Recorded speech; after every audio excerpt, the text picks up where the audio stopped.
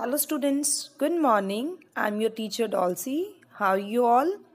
So आपको जैसे पता है that in our last lecture हमने क्या स्टार्ट किया था chapter human disease and health. मतलब जो फर्स्ट लेक्चर था उसमें हमने किसके बारे में स्टडी किया था, हेल्थ के बारे में। लास्ट चैप्टर में हमने इंट्रोडक्शन कंप्लीट कर ली थी किसकी, about the diseases. So in today's lecture we will study कि हमें डिजीज़ को रोकना कैसे है। तो रोक तो हम तभी सकते हैं ना डिजीज़ को जब हमें पता हो कि वो स्प्रेड कैसे हो रही है। तो किसी भी डिजीज़ के स्प्रेड होने के 3 मेथड्स क्लासीफाई किए गए हैं। पहले कौन से, food and water borne, second are air borne and third one are vector borne diseases. तो जो फर्स्ट डिजीज़ जहाँ पे हमने एक्सप्लेन करनी है वो कौन सी है, food and water borne diseases. ऐसी डिजीज़ जो हमें हमारे हाइजीन में, मतलब जब हम हाइजीन प्रॉपर ना मेंटेन करें तब स्प्रेड करती हैं। या तो हमने अपना फूड क्या कर दिया, अनकवर्ड रख दिया, जब पानी में कोई क्या होगी, कंटेमिनेशन होगी, जब वेजिटेबल्स वगैरह हमने क्या नहीं की, वॉश नहीं की, फ्रूट्स वगैरह वॉश नहीं किए। तो ऐसे किसी भी केस में जो हमारी डिसीज़ होती है ड्यू टू कंटेमिनेटेड फूड और वाटर, उस डिजीज़ को हम क्या बोलते हैं, हमारी फूड और water borne type of diseases. Usually जो हमें हाइजीन है वो मेंटेन रखना चाहिए पब्लिक प्लेसेस पे। हमें अपनी वेस्ट के डिस्पोजल के लिए प्रॉपर मेजर्स क्या करने चाहिए, अपनाने चाहिए। और प्रॉपर जो हमारे वाटर रेजरवायर्स हैं उनको क्या करना चाहिए, डिसइंफेक्ट करना चाहिए, सैनिटाइज करना चाहिए। और अच्छे से हमें ऑब्जर्व करना चाहिए कि ऐसा कोई भी काम ना हो जिससे हमारी जो पर्सनल हाइजीन है वो क्या हो, नेगेटिवली क्या हो, इम्पैक्ट हो, या हम अपना पर्सनल हाइजीन क्या कर दें, लॉस कर दें। So due to these kind of factors हमारी बॉडी में कुछ डिजीजेस देखने को मिलती हैं, जैसे कि टाइफॉइड, अमीबाइसिस, अकैरिसिस, जो हम नेक्स्ट क्या करेंगे, स्टडी करेंगे। नेक्स्ट जो डिजीज़ हैं आपकी वो कौन सी डिजीज़ है, एयरबॉर्न डिजीज़। तो एयरबॉर्न डिजीज़ ऐसी डिजीज़ होती हैं जो एयर के थ्रू क्या करती हैं, स्प्रेड करती हैं। When ever a diseased person जो क्या करता है, स्नीज करता है, तो उसके जो ड्रॉपलेट्स होते हैं वो किस में ऐड हो जाते हैं, एयर में। और अगर कोई पेशेंट उन, मतलब नॉर्मल पर्सन, हेल्दी पर्सन भी उन ड्रॉपलेट्स को जब एयर के थ्रू दोबारा क्या करता है, इनहेल करता है, तो उसे भी वो डिजीज़ क्या हो जाती है। तो इसलिए जो चाहे कितना भी हम मतलब मेंटेन करें पर्सनली, फूड कवर्ड खाएं, कुछ भी खाएं, तो एयर के कांटेक्ट में तो हम आएंगे ही ना, तो हमें स्प्रेड हो जाती हैं disease like pneumonia and common cold. फिर डिजीज़ आ गई वेक्टर बॉर्न। जरूरी नहीं है कि सारी डिजीज़ कहाँ से स्प्रेड हों इस मेथड से, कुछ डिजीज़ वेक्टर्स के थ्रू भी स्प्रेड करती हैं। वो वेक्टर्स कौन से हैं, मस्किटो। तो जब कभी आपको कोई मस्किटो काटता है तो डेफिनेटली वो आपकी बॉडी में कोई ना कोई पैथोजन क्या कर देता है, इंजेक्ट कर देता है। जैसे कि अगर उसने प्लाज्मोडियम में इंजेक्ट किया तो आपको क्या हो जाएगा, मलेरिया। ऐसे ही डेंगू का वायरस, या फिर आपका चिकनगुनिया वायरस, या आपका जो हाउस फ्लाइज हैं वो भी आपके बहुत से पैथोजन्स कैरी करती हैं। तो ऐसी कोई भी डिजीज़ जो आपको वेक्टर के थ्रू स्प्रेड हो वो ज़्यादा थ्रेटनिंग होती है। तो हमें ऐसा कुछ करना चाहिए, अगर हम डिज़ीज़ को रोकना चाहते हैं, किसको, वेक्टर बॉर्न डिजीज़ को, तो हमें किसी भी जगह पे पानी को खड़े नहीं होना देना चाहिए, क्योंकि जो स्टैग्नेंट वाटर होता है वो ब्रीडिंग ग्राउंड होता है किसका, आपके मस्किटो का। तो जब आप पानी नहीं रहने दोगे तो ब्रीडिंग ग्राउंड्स क्या हो जाएंगे, ख़त्म हो जाएंगे। जब ब्रीडिंग ग्राउंड ही ख़त्म हो गए तो वहाँ पे कोई मस्किटो ग्रो नहीं करेगा। साथ ही साथ आपने अपनी बॉडी को क्या करना है, मस्किटो से बचाना है, इसीलिए आप क्या यूज़ करोगे, मस्किटो नेट्स यूज़ करोगे। फिर मस्किटो को रोकने के लिए सबसे जो अच्छी एग्जाम्पल है वो कौन सी है, गैम्बूसिया फिश, क्योंकि वो मस्किटो के लार्वे को सर्वाइव ही करने नहीं देती। तो मस्किटो कैसे पैदा होंगे, क्योंकि लार्वे डेड हो गए तो अब अडल्ट नहीं बनेगा। ओके, सो नेक्स्ट जो हमारी डिजीज़ हैं उनको प्रिवेंट करने के लिए, मतलब कैसे रोक सकते हैं, हमें वैक्सीनेशन करवानी चाहिए, इम्यूनाइजेशन करवानी चाहिए। वैक्सीनेशन और इम्यूनाइजेशन का डिफरेंस समझ लो। अगर किसी पर्सन में, आपकी बॉडी में, मतलब जब आपको वैक्सीनेशन की जाए तो आपकी बॉडी में किल्ड पैथोजन को क्या किया जाता है, ऐड किया जाता है, और आपकी बॉडी बाय इटसेल्फ क्या करती है, सिंथेसाइज करती है किसको, आपकी एंटीबॉडीज को। पर इम्यूनाइजेशन में जस्ट इसका क्या होता है, अपोजिट होता है, क्योंकि इम्यूनाइजेशन में आपकी बॉडी में रेडीमेड एंटीबॉडीज क्या की जाती हैं, ऐड की जाती हैं, और वही एंटीबॉडीज आपको प्रोटेक्शन प्रोवाइड करती हैं हर तरह की डिजीज से। ओके, तो विद एडवांसेस इन बायोटेक्नोलॉजी आज के वर्ल्ड में हम बहुत सी मेडिसिन या बहुत सी ऐसी वैक्सीनेशन दे रहे हैं बच्चों को जिसकी वजह से उन्हें बहुत सी डिजीज नहीं होती, जैसे कि स्मॉल पॉक्स के अगेंस्ट, पोलियो के अगेंस्ट, डिप्थीरिया के अगेंस्ट। तो with the passage of time बहुत सी एंटीबायोटिक्स डिस्कवर हो गई हैं जो आपको बहुत सी डिजीज से क्या करती हैं, प्रोटेक्ट करती हैं। तो लास्ट चैप्टर में हमने क्या किया था, the life cycle of Plasmodium. तो अच्छे से देख लो ये चैप्टर, मैं आपको रिवाइज करा रही हूँ क्योंकि ये डायग्राम ज़्यादा अच्छा लगा मुझे। You can draw this diagram as well. तो जो क्या है, पहला प्रोसेस क्या है, प्लाज्मोडियम क्या है आपका जाइगोट बनाता है, और स्पोरोजोइट्स क्या होते हैं, डिलीवर होते हैं कहाँ से, मस्किटो की सिलेवरी ग्लैंड से, कहाँ पे, ह्यूमन के लिवर सेल में। ह्यूमन के लिवर सेल से वो डिलीवर होते हैं ह्यूमन के आरबीसी में। जब वो आरबीसी ब्रस्ट करते हैं तो नए प्लाज्मोडियम क्या हो जाते हैं, जनरेट। और उस टाइम पे जब आरबीसी ब्रेक होते हैं तो आपकी बॉडी में एक केमिकल रिलीज होता है जिसका नाम है the hemozoin type of chemical या टॉक्सिन, जो आपको मलेरिया के क्या देता है, सिम्टम्स देता है किसी पेशेंट में। फिर वो आप क्या होगे, कैरियर बन गए किसके, पैथोजन के। तो वो आप डिलीवर करोगे नए मस्किटो को किस स्टेज में, यूकारियोटिक स्टेज में। वापस से वहीं जाइगोट स्टेज से जो साइकिल होता है वो स्टार्ट हो जाता है। थ्योरेटिकली अगर हम देखें तो जो हमारे जो आरबीसी ब्रस्ट करते हैं तो वहां पे क्या होता है, रिलीज होता है किसका, होमोजोइन नाम के केमिकल का, जो आपकी बॉडी में चिल्स और फीवर इंड्यूस करता है। और जो इन्फेक्टेड पैरासाइट होता है उसको एक नया मस्किटो आपकी बॉडी से क्या कर लेता है, पिक कर लेता है बाय सकिंग योर ब्लड। और उसकी जो बाकी की डेवलपमेंट है फर्टिलाइजेशन के बाद वाली, वो किसकी बॉडी में होती है, ह्यूमन की बॉडी में होती है। ओके तो जो पहली डेवलपमेंट है वो कहाँ से स्टार्ट हुई आपकी, मतलब ये जनरल सा प्रोसेस है। अभी कौन सी स्टेज रिप्रेजेंट कर रहा है, सेकंड प्रोसेस के बाद वाली, जब आपके आरबीसी क्या किए, ब्रस्ट किए ह्यूमन की बॉडी में। ओके तो वहां पे केमिकल कौन सा रिलीज होता है, हीमोजोइन।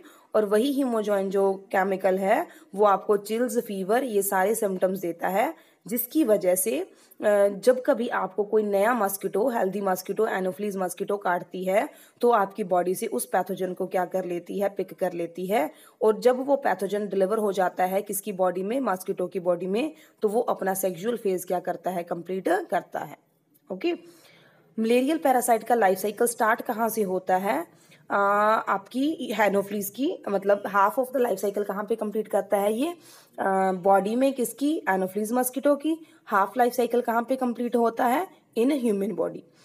स्टार्ट कहाँ से होता है लाइफ साइकिल, जब जो आपका प्लाज्मोडियम है वो स्पोरोजोइट्स क्या करता है, इंजेक्ट करता है किसकी बॉडी में, फीमेल एनोफ्लीज की थ्रू आपके ह्यूमन की बॉडी में बाइट करने के साथ। तो वहां पे पैरासाइट मल्टीप्लाई करता है कहाँ पे, आपके लिवर सेल के साथ। और लिवर सेल जब बरस्ट हो जाते हैं तो वो क्या रिलीज करते हैं, हीमोजोइन। तो ये लाइफ साइकिल जहाँ से स्टार्ट होगा उसके बाद आप ऐड कर सकते हो वो वाला हीमोजोइन केमिकल का रिलीज होना, और फिर ब्रस्ट करके आपकी बॉडी में चिल्स वगैरह का क्या होना, जनरेट होना। So the life cycle of malarial parasite is digenetic, मतलब 2 होस्ट में कंप्लीट करता है। एक कौन सा है आपका, द एनोफ्लीज मस्किटो, और दूसरा कौन सा है आपका, ह्यूमन। नेक्स्ट जो स्टेज है मलेरियल लाइफ साइकिल की, वो क्या है कि आपको मस्किटो ने क्या कर लिया, बाइट कर लिया, तो उसने आपकी जो इन्फेक्टिव स्टेज थी उसको आपकी बॉडी से क्या कर लिया, पिक कर लिया। तो वो स्टेज चली जाती है किसमें, ब्लड मील के through inside the body of the mosquito. तो वहाँ पे गैमीट्स की फॉर्मेशन क्या हो जाती है, start. With formation of gametes वहाँ पे क्या होती है, फर्टिलाइजेशन होती है किसकी, गैमीट्स की। कहाँ पे, in the intestine of mosquito. और फर्टिलाइजेशन होने के बाद जाइगोट की डेवलपमेंट क्या हो जाती है, स्टार्ट हो जाती है। तो जाइगोट की डेवलपमेंट का मतलब है क्या बन जाते हैं जो मॉलिक्यूल्स, उनका नाम क्या है, sporozoites.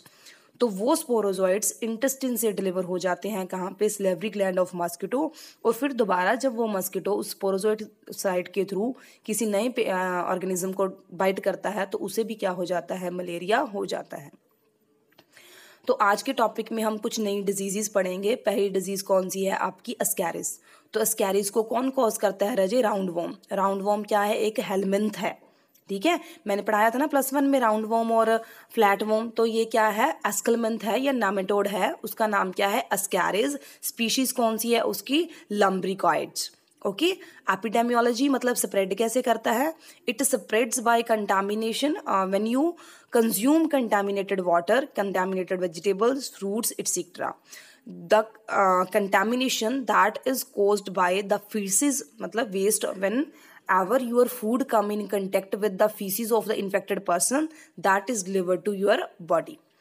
The target organ is known as intestine, and the symptoms are internal bleeding, muscular pain, you have anemia, and many more other painful factors you will observe in this disease. what happen whenever you eat some kind of contaminated food when you feed on that, then with that food a kind of a pathogen enters in your body with the cyst. That cyst, जो cyst है उसको protect करती है कि किसी भी और condition में उसका क्या ना हो, ब्रेक डाउन ना हो। तो वो ऐसा सिस्ट की फॉर्म में जो पैथोजन है वो डिलीवर कर जाता है कहाँ पे, टू यूर इंटेस्टिन। इंटेस्टिन में ट्रांसफर होने के बाद वो आपके ब्लड स्ट्रीम में चला जाता है और वहाँ पे आपको क्या करता है, आपकी मतलब अलग अलग फॉर्म में ग्रो करना स्टार्ट कर देता है और आपको क्या कर देता है, पैथोजन कर देता है। यूजली जो फर्स्ट पिक्चर है उसमें क्या दिखाया गया है, सिस्ट दिखाया गया है, जिस फॉर्म में पैथोजन आपकी बॉडी में क्या करता है, एंटर करता है। फिर इन्होंने क्या दिखाया, वो स्प्रेड कहाँ से करता है, कंटेमिनेटेड फूड के थ्रू। ओके फिर होता क्या है, उस सिस्ट के अंदर इस तरीके से लॉन्ग लॉन्ग वॉर्म्स, मेल और फीमेल सिस्ट के अंदर बाहर निकलते हैं और आपकी बॉडी के अंदर क्या करते हैं, रिप्रोड्यूस करते हैं।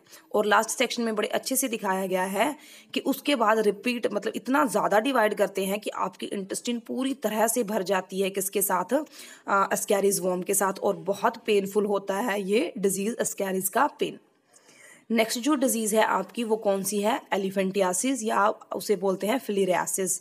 एलिफेंटियासिस के नाम से ही पता चल रहा है कि उसकी जो लेग की अपीयरेंस है या आर्म की, लिम्स की जो अपीयरेंस है वो कैसी हो जाती है, एलिफेंट के जैसी। तो पॉजिटिव ऑर्गेनिज्म कौन सा है एलिफेंटियासिस का, वाउचेरिया बेनक्रोफिटाई या फिर वेंचेरिया मेलाई। तो दो स्पीशीज़ हैं वाउचेरिया की, बेनक्रोफिटाई एंड मेलाई। ये भी क्या है, आपके वॉर्म्स हैं, मतलब हेलमिंथ्स हैं जो आपको क्या करते हैं, एलिफेंटासिस कॉज करते हैं। तो वेक्टर होगा डेफिनेटली। तो कौन सा वेक्टर है आपका जो आपको एलिफेंटियासिस कॉज करता है, उस का नाम है फीमेल कूलेक्स मस्किटो, जो पिक करती है किसको, वाउचेरिया बेनक्रोफिटाई या वाउचेरिया मेलाई नाम के हेलमिंथ को। टारगेट ऑर्गन कौन सा है, मैंने पहले ही बताया, ये लिम्स पे एक्ट करता है, ये जेनिटल ऑर्गन्स पे एक्ट करता है। उनके भी कौन से पार्ट पे एक्ट करता है बच्चे, लिम्फेटिक वेसल पे। ड्यू टू दिस पैथोजन आपके लिम्फ वेसल्स क्या कर जाती हैं, स्वेल अप कर जाती हैं, और आपकी जो बॉडी की लिम्स की अपीयरेंस है that is just become similar to an elephant, जिस वजह से आपकी बॉडी में जेनिटल ऑर्गन में डिफॉर्मेशन हो जाती है, या फिर एज वेल एज जो आपकी लिम्स हैं it just resemble a kind of elephant. तो जो पैथोजन है उसको पिक्टोरियली यहाँ पे रिप्रेजेंट किया है। और जो मॉस्किटो है, ये ध्यान रखना ध्यान से, वाइट और जो ब्लैक कलर की स्ट्रिप्स है ना प्रेजेंट मॉस्किटो की बॉडी पे, ये करेक्टरिस्टिक फीचर हैं किसकी, कूलेक्स मॉस्किटो की। और किसी मॉस्किटो पे सरफेस पे ये ब्लैक और वाइट कलर की स्ट्रिप्स नहीं होती। ओके तो ये फ्लैरियसिस का लाइफ साइकिल है। पहले जो आपका मॉस्किटो है उसने आपको बाइट किया, बाइट करने के बाद जो आपकी बॉडी में पैथोजन क्या कर गया, एंटर कर गया, उसने वहाँ पे जाके रिप्रोड्यूस करना क्या कर दिया, स्टार्ट कर दिया। ग्रो करने के बाद उसने रिप्रोड्यूस किया और आपकी बॉडी में जो लिम्स हैं उनके मतलब एक तरीके लिंक में इन्फेक्शन क्या कर दी, स्टार्ट की दी। With infection in your limbs, जो मतलब ग्रोथ थी लिम्स में पस की, वो क्या होगी, इंक्रीज होगी। तो ये सारी स्टेजेस क्या है, इन्फेक्टिव हैं। और इस इन्फेक्टिव स्टेज ने ही आपकी बॉडी में जो लिम्स है यहाँ पे रिप्रेजेंट कर रखे हैं ना, सेम फॉर्मेशन होती है, जो पस भर जाती है आपके लिम्फ नोड्स में, और एक्सेसिव सीक्रेशन होनी स्टार्ट हो जाती है किसकी, लिम्फ की। और इस एक्सेसिव सीक्रेशन और लिम्फ का कोई इलाज नहीं है। ओके तो ड्यू टू मतलब हमारी बॉडी ये कंसीडर करती है वाउचेरिया बेनक्रोफिटाई की प्रेजेंस में कि हमारी बॉडी में कोई पैथोजन एंटर हुआ है, जिसकी प्रेजेंस में लिम्फ की कंसंट्रेशन को या उसकी अमाउंट को क्या करना है, इंक्रीज करना है, जिस वजह से जो अमाउंट है लिम्फ की क्या हो जाती है, इंक्रीज हो जाती है। इस वजह से जो ह्यूमन एडल्ट्स हैं, फॉर एग्जांपल स्प्रेड कैसे होगी फिर ये, तो जो मॉस्किटो है ना, वो जो पेशेंट है उसकी यूरिन से पिक करेगा किसको, मतलब फीसिस से, वेस्ट से पिक कर लेगा किसको, आपके हेलमिंथ को। तो मॉस्किटो ऐसे जितने ज़्यादा पेशेंट होते जाएंगे उतने ज़्यादा मॉस्किटो क्या बनते जाएंगे, कैरियर बनते जाएंगे। इन दिस वे ये डिजीज स्प्रेड होती रहती है, इसका कोई कंट्रोल नहीं है। वेन एवर आप अपनी जो पेशेंट है जिसको ये डिजीज़ है वो अपनी वेस्ट का प्रॉपर डिस्पोजल नहीं करेगा। तो थेरेटिकली अगर हम देखें तो जो आपकी वाउचेरिया बेनक्रोफिटाई नाम का ऑर्गेनिज्म है, ये एक नेमाटोड है, मतलब राउंड वॉर्म है। ये आपके कौन सी ऑर्गन अफेक्ट करता है, लिम्फ वेसल्स को और जेनिटल ऑर्गन को। ट्रांसमिट्स कैसे करता है, जब आपको कोई फीमेल कूलेक्स मॉस्किटो जो इन्फेक्टेड है किसके साथ, वाउचेरिया बेनक्रोफिटाई के साथ, वो आपको क्या करती है, इन्फेक्ट करती है। सिम्टम कौन से होते हैं बच्चे, ध्यान से देखो, पिक्चर में अच्छे से दिख रहा होगा। Chronic inflammation of organs, chronic मतलब लंबे समय तक चलने वाली इन्फ्लामेशन हो जाती है बॉडी ऑर्गन्स में, और वो स्वेलिंग चाहकर भी आप कम नहीं कर सकते। Abnormal swelling of lower limb scrotum and penis, मतलब जो मेल जेनिटेलिया हैं और लोअर लिम्ब रीजन्स हैं बॉडी के, वहाँ पे स्वेलिंग एक्सेसिव हो जाती है। It means you can observe from this picture that how painful it is. Okay, hence the disease named as elephantiasis, क्योंकि जो ऑर्गेनिज्म है, जो एनिमल है जिसको ये डिजीज हुई है, उसकी morphology just similar to a elephant होती है। ओके, तो अकॉर्डिंग टू मी जो पर्सन है विद दिस डिजीज वो अपनी मोबिलिटी लॉस कर देता है due to imbalance. It is not always necessary कि आपके दोनों ही लिम्ब ऑर्गन में ये डिजीज देखने को मिले, कई बार एक लिम्ब में भी देखने को मिलती है। सो जनरल डिजीज कर ली हमने। Thank you.